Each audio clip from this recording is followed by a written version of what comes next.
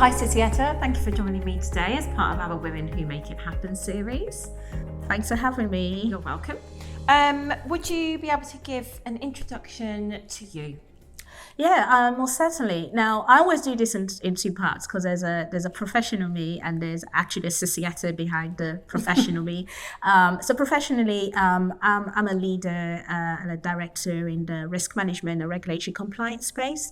I have progressed through my career to the point where in the past sort of 6 to 8 years, I'm specialized in creating frameworks, implementing programs and driving regulatory change transformation projects across multiple firms. I've also slowly, sort of intentionally transitioned out of the TradFi space, the traditional financial services, into the more sort of smaller firms, fintech space in the payment space. And that sort of following the trend in financial services and going with the technology. So the flair of understanding how the use of technology is solving financial problems is one that I'm still very intrigued in. Yeah. Very critical, I think, nowadays as well. Especially, yeah, I think so. And then the personal me, which is the Sisieta behind the professional face. I'm a mom to 2 very busy boys. So I have a 13-year-old and a 9-year-old. And obviously, no one sort of prepared me. I should know because I was once a teen myself, but no one prepared me for what happens when, boys become teenagers, like something happens, which I'm still trying to understand. But no, they've been a joy to nurture and bring up, and I would say they serve as a motivating factor for me as well. Yeah. Oh, very good. Well, you've briefly touched on your experience in terms of some of the organisations you've worked for. Just talk to us more about how you got to where you are today, the kind of success factors that have worked for you.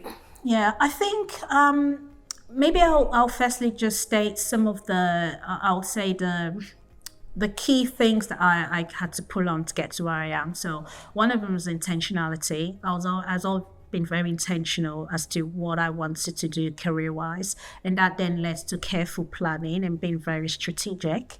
So basically, I always had a flair and so intrigued by financial markets. Always wanted to do something with financial markets. So naturally, I studied economics. Coming out of an economics degree, I got my first sort of grad job at HSBC, where I was looking after client money, so advising on investment portfolios. And I did that for over a period of time until obviously the financial crisis hit and, organizations became very risk averse. That again saw me become very inquisitive about the risk space, the risk and compliance space.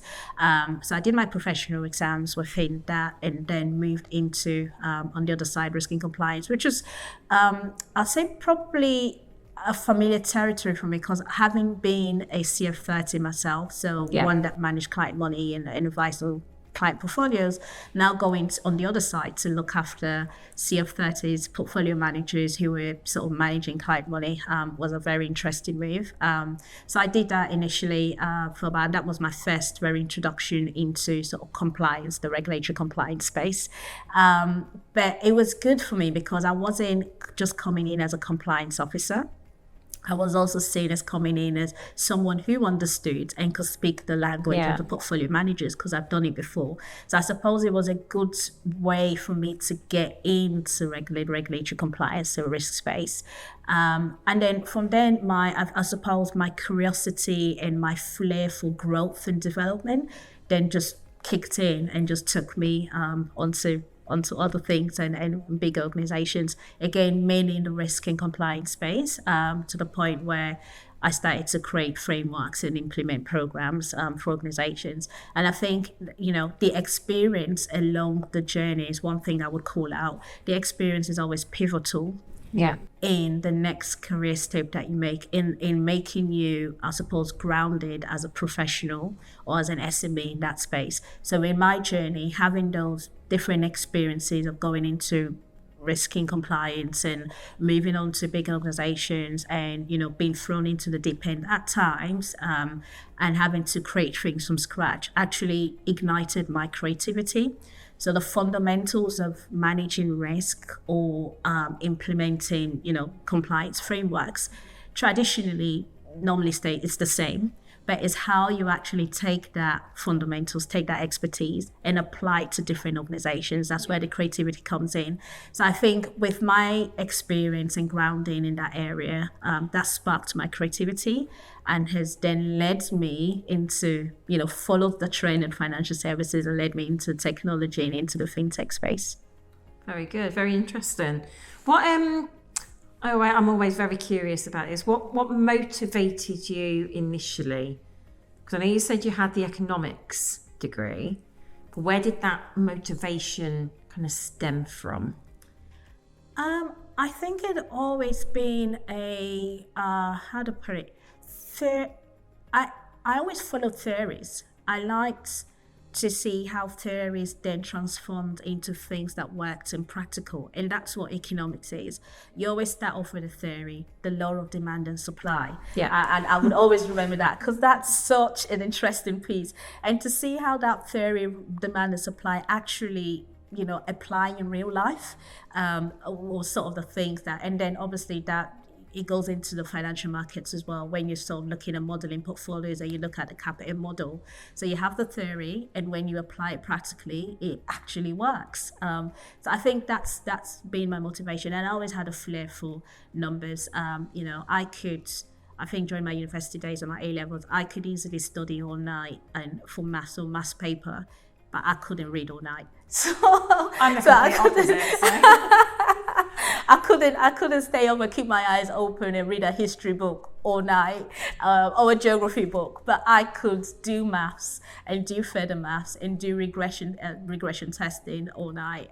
So my motivation, I suppose, innately, I had more gravitation towards numbers and playing around with hypothetic theories and seeing how they actually work and can apply in real life. Yeah.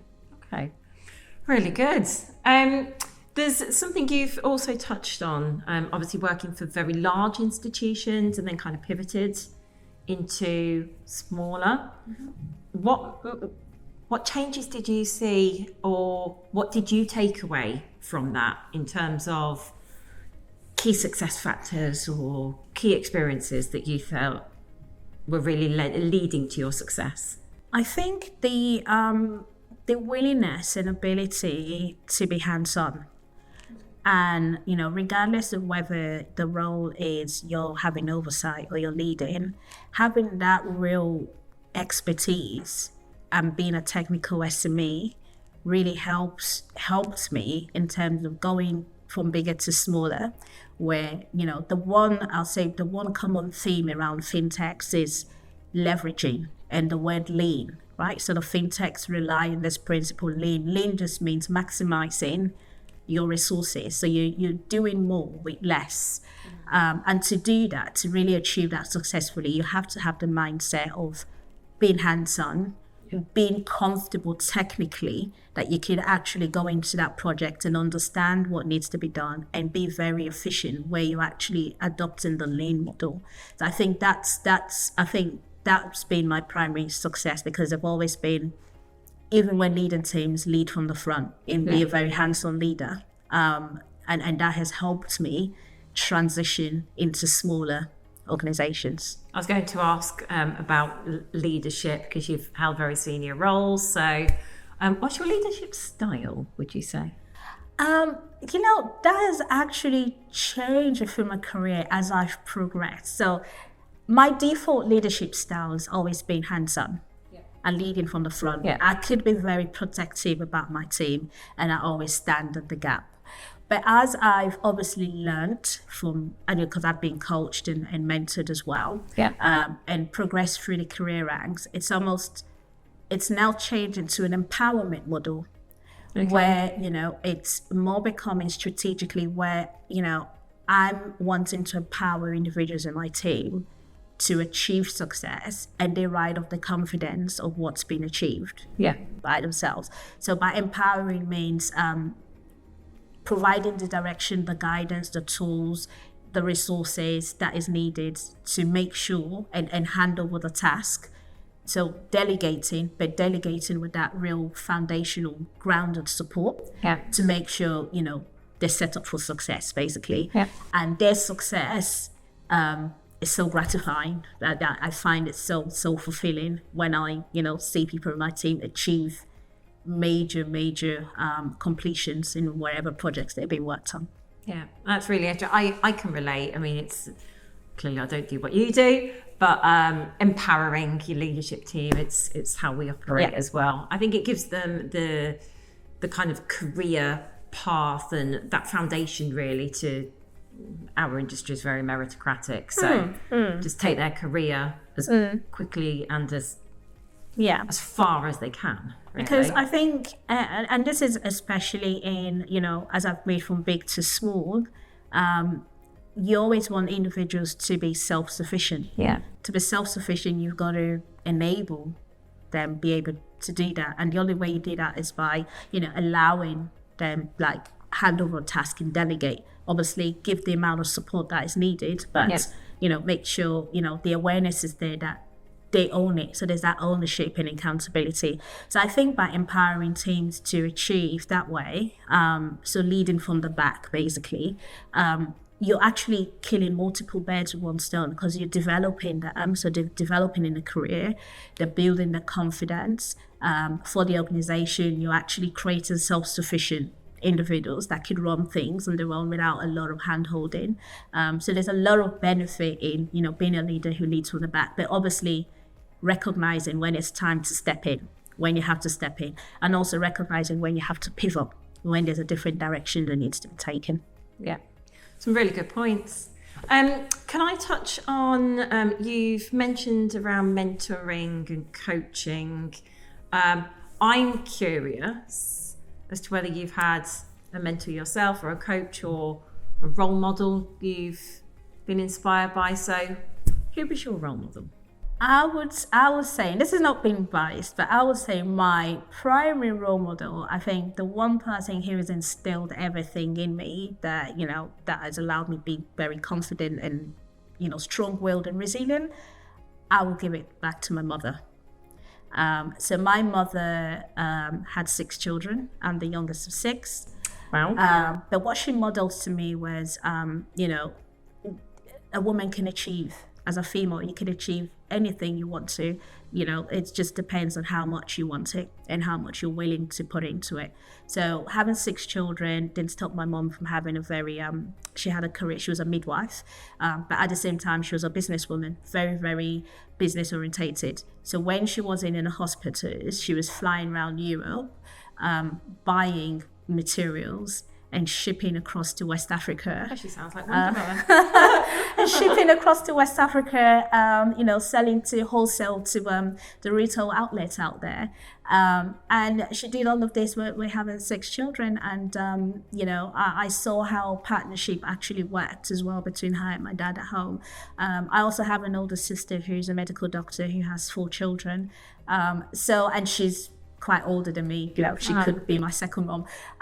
So seeing all of that in my life, I think, it was never an option. It was never a question as to, can I actually do X or Z because, I'm a female. I didn't see myself as anything different or lower than, the male counterpart or anyone. So, yeah.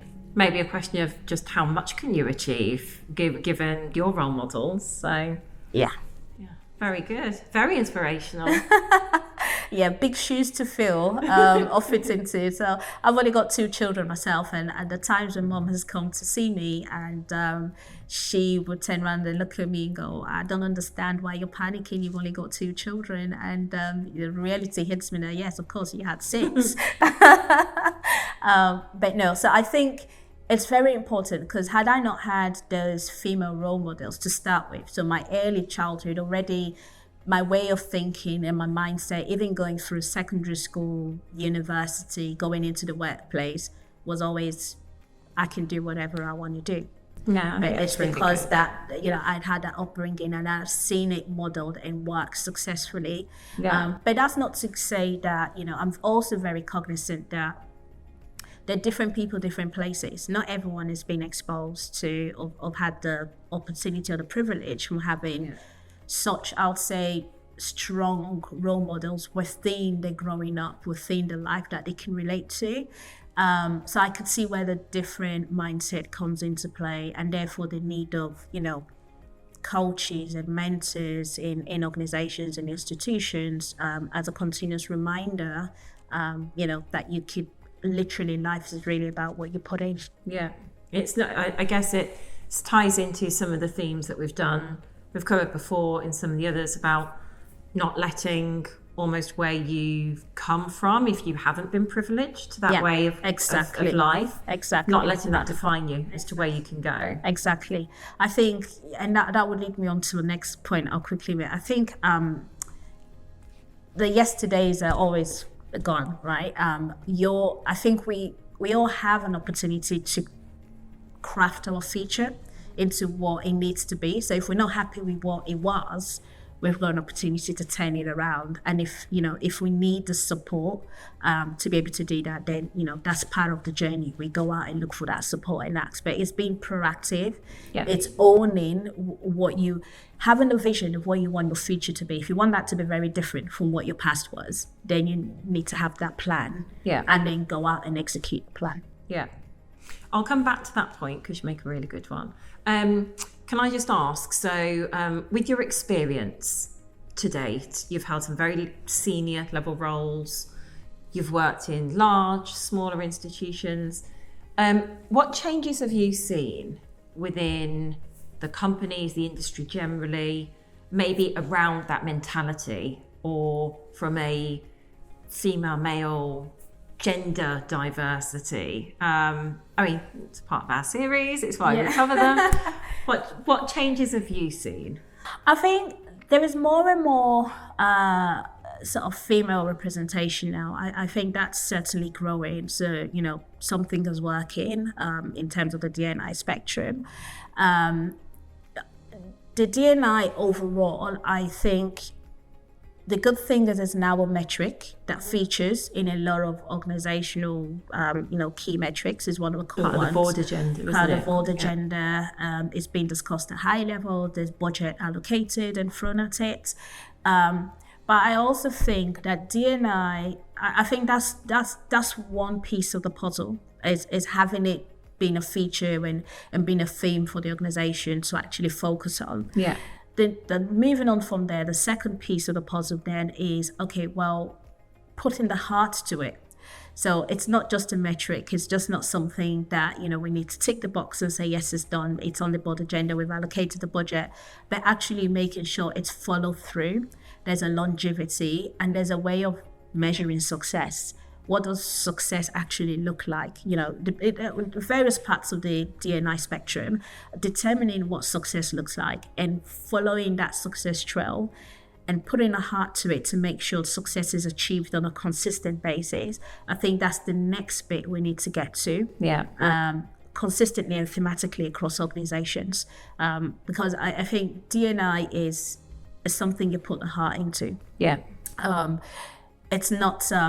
It would fizzle out very quickly when it's just sort of lip service and you're just doing it because, it's something that has to be done, or it's something that's now mandated. So we want to move that concept of, okay, yes, we have it now, but let's move away from we have it, it's mandated and we've done it, to are we actually achieving the purposes? Are we actually achieving the goals? What is success for us?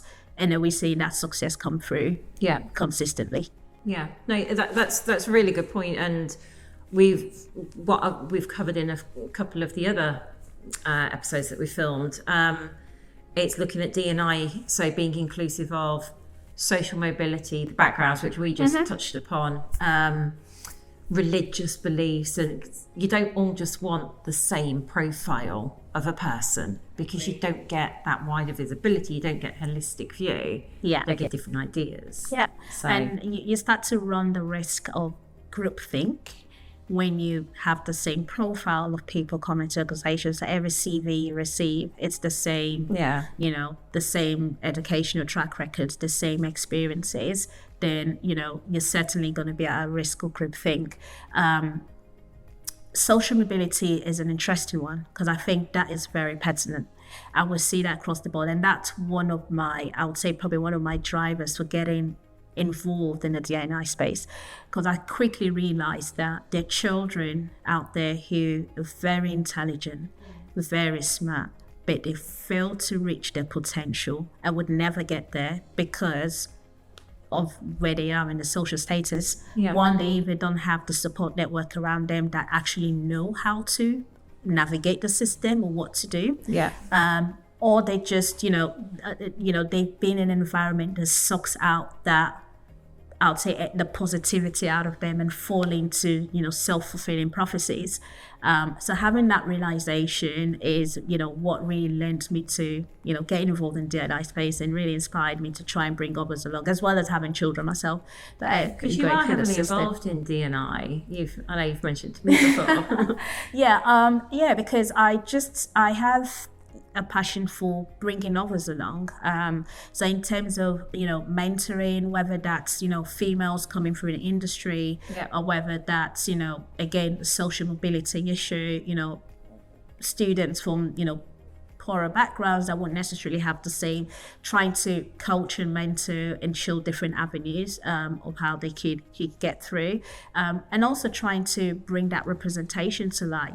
And, I suppose, just, be the voice, basically using a platform to be the voices for all sorts of underrepresented groups, basically.